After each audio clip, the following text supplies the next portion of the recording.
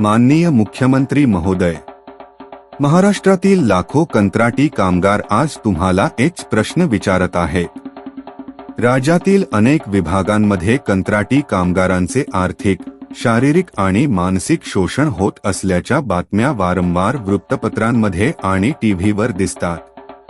अनेकांना वेळेवर पगार मिळत नाही.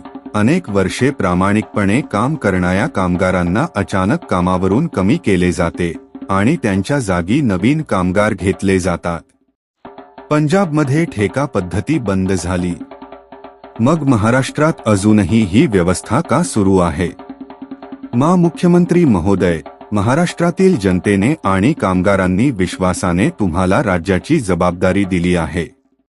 त्या विश्वासाला न्याय देण्याची हीच वेळ आहे. महाराष्ट्रातील कंत्राटी कामगारांना कायमस्वरूपी न्याय मिळावा, त्यांचे शोषण थांबावे आणि ठेका पद्धती बंद व्हावी, हीच आमची नम्र पण ठाम मागणी आहे. महाराष्ट्रातील लाखो कंत्राटी कामगार आज तुमच्या उत्तराची वाट पाहत आहेत.